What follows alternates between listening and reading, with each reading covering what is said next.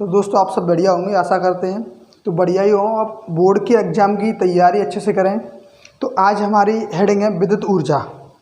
सबसे पहली हेडिंग है हमारी विद्युत ऊर्जा। विद्युत ऊर्जा, इलेक्ट्रिक एनर्जी। इलेक्ट्रिक एनर्जी, ठीक है ना। इलेक्ट्रिक एनर्जी क्या होती है कि वैद्युत क्षेत्र, हमारा जो वैद्युत क्षेत्र है उसमें जो कार्य हम करते हैं, किसी आवेश को इधर से ले जाने में या उधर से लाने में जो कुछ भी हमें कार्य करना पड़ता है उसे हम कहते हैं वैद्युत ऊर्जा। वैद्युत ऊर्जा क्या होती है, एक तरीके की कार्य के बराबर होती है कि जितना भी हमने कार्य किया है किस चीज़ में, वैद्युत क्षेत्र में, किसी आवेश को लाने में या ले जाने में। अब कहाँ ये कहोगे आप वैद्युत क्षेत्र में लाएंगे कैसे, ले जाएंगे कैसे, तो वो बातें होंगी अब यहाँ पर। अब तो कैसे ले जाएंगे कि अगर हमारे पास कोई एक ये धातु है जिस पर कि जितना पॉजिटिव चार्ज है उतना ही नेगेटिव चार्ज है, ठीक है ना। अब ये कैसी है, उदासीन न्यूट्रल है। इसके पास ना हमने कोई एक ऐसी छड़ रखी जो कि प्रॉपरली नेगेटिव हो, सॉरी पॉजिटिव छड़ लग लो, पॉजिटिव छड़ ली, इसके पास लेके आए तो ये क्या करेगी, नेगेटिव चार्ज को अपनी ओर रखेगी और पॉजिटिव चार्ज को अपने से दूर भगाएगी यहाँ पे। अब इसको ना हमने अर्थ से कनेक्ट कर दिया तो ये पॉजिटिव चार्ज अर्थ में चला जाएगा, तो बचेगा इस पर क्या, नेगेटिव चार्ज। तो ये हो गया आवेशित। जिसमें इलेक्ट्रॉनों की संख्या ज़्यादा हो वो वस्तु आवेशित हो जाती है। अब देखो ये आवेशित होगी तो इसे आवेशित कर दिया। यही जो कार्य करना पड़ा हमें, इसी कार्य को कहते हैं हम वैद्युत ऊर्जा। या फिर कि वैद्युत क्षेत्र में किसी भी आवेश को लाने पर, जो आपको विभव बताया था मैंने कि वैद्युत क्षेत्र, ये कोई मान लो वैद्युत क्षेत्र है, इसके अंदर किसी चार्ज को लेके आए किसी बिंदु तक, उसमें जो कार्य करना पड़ता है उसे हम कहते हैं विद्युत ऊर्जा। ये बात क्लियर है। तो W बराबर होता है V और Q, और V बराबर क्या होता है IR और Q बराबर IT। तो W बराबर क्या हो जाएगा I²RT, या इसमें एक और रख दो, W बराबर V को ही रहने दो, Q बराबर रख दो IT, तो VIT बन गया। अब V बराबर होता है R, रख दिया। अब इस वाले में ना R से गुणा कर दो, R से भाग लगा दो, ठीक है ना। R से गुणा कर दो और R से भाग लगा दो, तो W बराबर हो जाएगा यहाँ पे I²R²T बटे R। तो V बराबर होता है IR, तो W बराबर हो जाएगा V²/R और T। ये सभी फॉर्मूले होते हैं वैद्युत ऊर्जा के। ये बात क्लियर होगी। नेक्स्ट स्टेप आएगा हमारा वैद्युत शक्ति। कौन सा वाला, विद्युत शक्ति। विद्युत शक्ति, इलेक्ट्रिक पावर। इलेक्ट्रिक पावर यानी वैद्युत क्षेत्र में। अब देखो वैद्युत क्षेत्र में वैसे शक्ति तो हम पता है कार्य करने की दर को शक्ति कहते हैं, ऑलरेडी आपने 11th में पढ़ रखा है। लेकिन यहाँ कैसी वैद्युत शक्ति है, वो नॉर्मली शक्ति होती थी हमारे ऊपर की, यानी हम कितनी हमारे अंदर एनर्जी पावर है। यहाँ कैसी वैद्युत शक्ति, तो यहाँ क्या करोगे कि वैद्युत क्षेत्र के अंदर, इसमें क्या होगा, वैद्युत क्षेत्र के अंदर किसी भी ये कार्य करने की दर होती है उसे हम कहते हैं वैद्युत शक्ति। इसे हम P से व्यक्त करते हैं, और P बराबर होता है W/T, यानी कार्य करने की दर को, ठीक है ना, कार्य करने की दर को। और W बराबर क्या था, VQ/T होगा। W बराबर क्या था, I²RT/T, ये T से T कैंसिल हो जाएगा तो I²R बचेगा।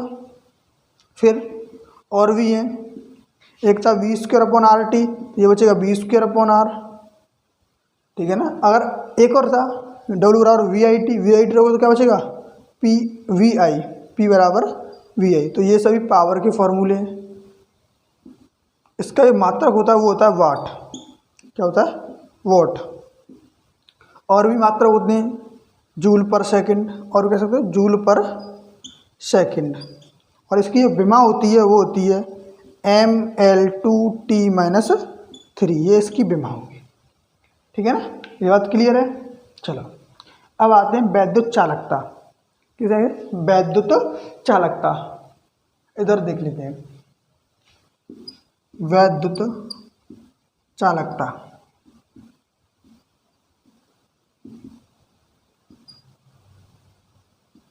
Electric conductivity, electric conductivity, electric conductivity. ये जो विद्युत चालकता होती क्या है, ये बहुत सिंपल सी परिभाषा है। क्या? प्रतिरोध के विद्युतक्रम को, क्या चीज़? प्रतिरोध के विद्युतक्रम को हम कहते हैं कंडक्टिविटी। यानी कि विद्युत चालकता बराबर होता है 1/r। इसका मात्रक ओम इनवर्स क्या होता है? Ohm inverse. ठीक है ना। यानी वैद्युत चालकता क्या होती है कि प्रतिरोध के विद्युतक्रम को हम वैद्युत चालकता कहते हैं। ये बात क्लियर होगी। चलो, तो अब नेक्स्ट हेडिंग है विशिष्ट चालकता, विशिष्ट प्रतिरोध या प्रतिरोधकता,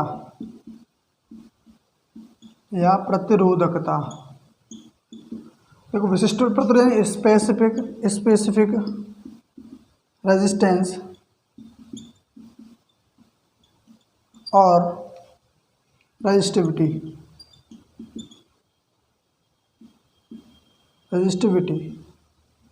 ठीक है ना। ये क्या होती है, इसे हम रो से व्यक्त करते हैं और रो इज इक्वल टू होता है E/J, row is equal to होता है E/J। इससे हम एक परिभाषा डिफाइन कर सकते हैं। ये E जो होता है वो विद्युत क्षेत्र होता है या विद्युत क्षेत्र की तीव्रता, विद्युत क्षेत्र की तीव्रता, इलेक्ट्रिक फील्ड इंटेंसिटी, और J होता है धारा घनत्व, ये होता है धारा घनत्व या करंट डेंसिटी,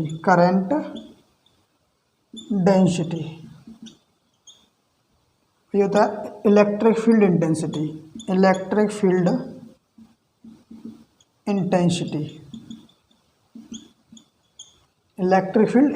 तो कहते हैं कि वैद्युत क्षेत्र की तीव्रता तथा धारा घनत्व के अनुपात को, वैद्युत क्षेत्र की तीव्रता तथा धारा घनत्व के अनुपात को विशिष्ट प्रतिरोध कहते हैं।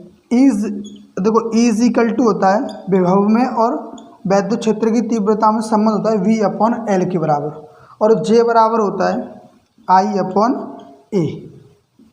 तो रो की जगह रख दो, रो इज इक्वल टू E की वैल्यू V/L और J की वैल्यू I/A। तो A का ऊपर गुणा हो जाएगा, तो रो इज इक्वल टू हो जाएगा VA/IL।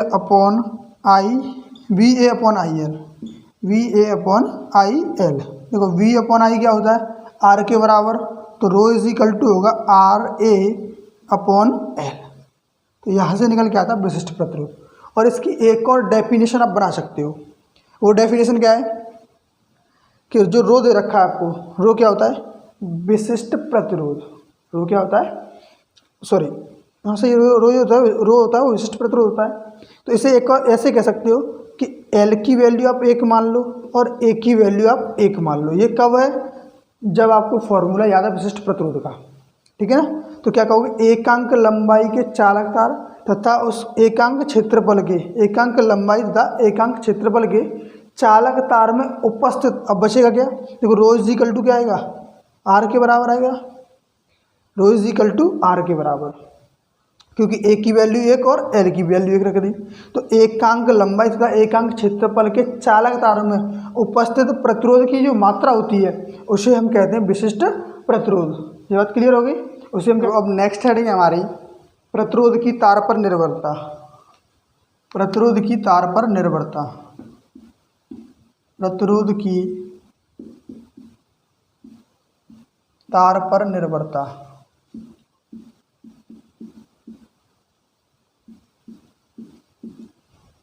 Dependency of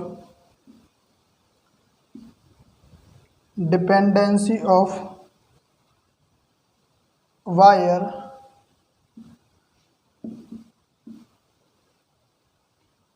of resistance,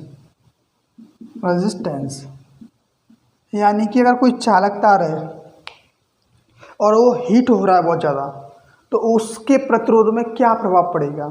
यानी किसी भी, ये मान लो एक वायर है, इस वायर में अगर मैं ताप बढ़ाता हूँ और उसके बाद विद्युत धारा प्रभावित की जाए तो उसका प्रतिरोध बढ़ जाएगा। किसी भी चालक का अगर प्रतिरोध बढ़ता है तो उसका एक कारण ये भी हो सकता है कि या तो धातु पर डिपेंड है, उसकी धातु की प्रकृति कैसी उस पर डिपेंड करेगा।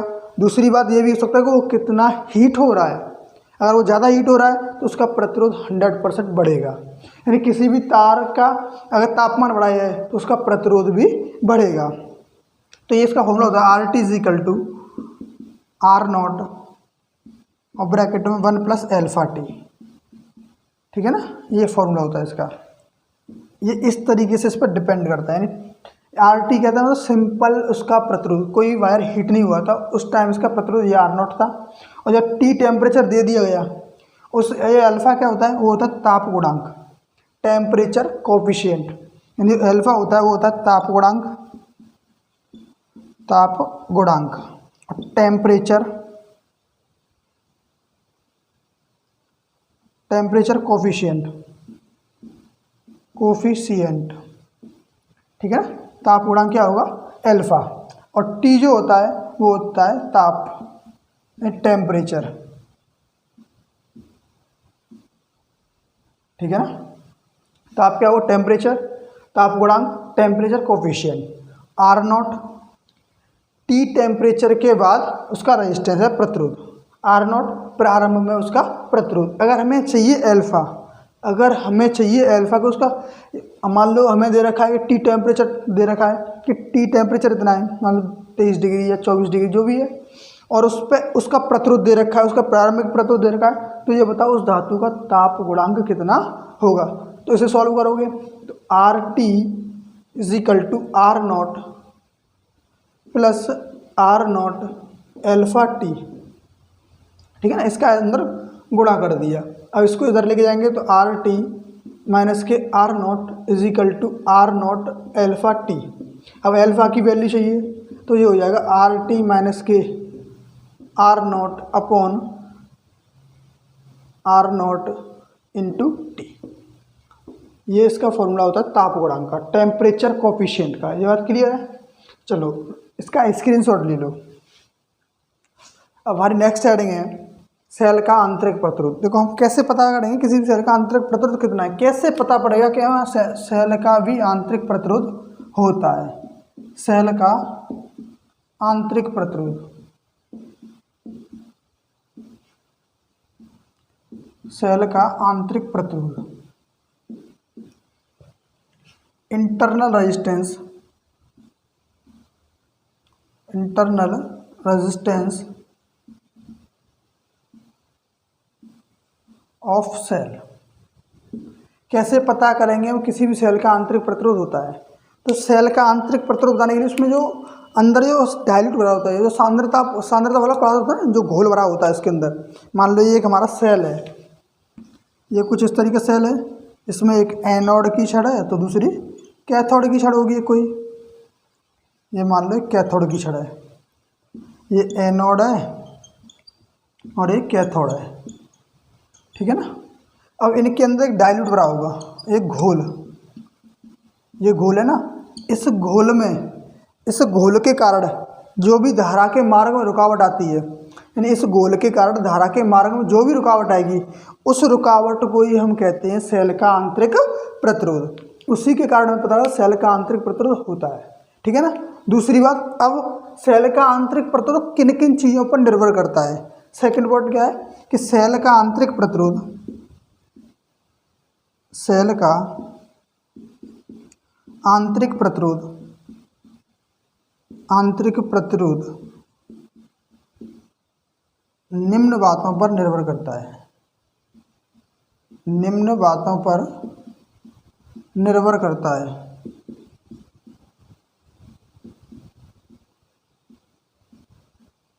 निर्भर करता है। कौन कौन सी बातें हैं।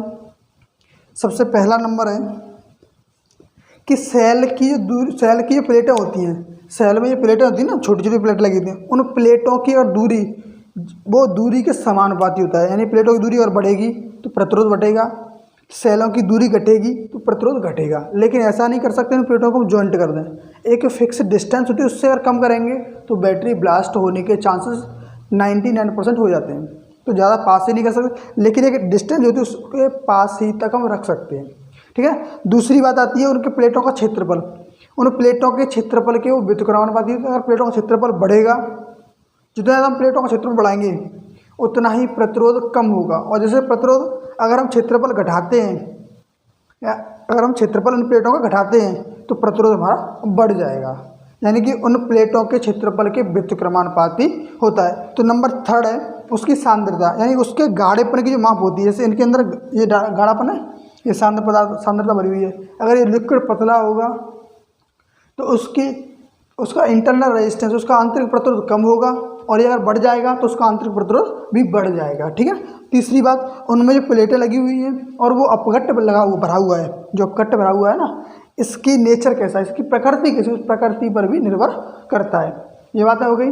अब एक और चीज़ आती है, सेल के अंदर जो चीज़ें बनी होती हैं जिसे हम विद्युत वाहक बल के नाम से जानते हैं। क्या? नेक्स्ट है विद्युत वाहक बल। विद्युत वाहक बल, electromotive force. Electromotive force, electromotive force क्या होता है?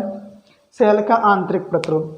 जैसे एक मान लो मैंने कोई एक डायग्राम के थ्रू समझाना चाहूँ, जैसे यहाँ पे कोई एक सिंगल रेजिस्टेंस है और यहाँ पे कोई एक बैटरी लगी हुई है, उसका विद्युत वाहक बल E है। इस बैटरी में, इस बैटरी के द्वारा इस प्रतिरोध को कितनी ऊर्जा दी जा रही है, इस बैटरी के द्वारा इसको दी गई कुल ऊर्जा होगी, उस ऊर्जा को ही हम कहते हैं विद्युत वाहक बल। ठीक है। तो आज के लिए हम इतना ही देखेंगे और नेक्स्ट वीडियो में पढ़ेंगे। इसका फॉर्मूला भी होता है, उस फॉर्मूला को देख लो, E=W/Q। यही होता है हमारा विद्युत वाहक बल। इसका मात्रक होता है वोल्ट। ठीक है। चलिए।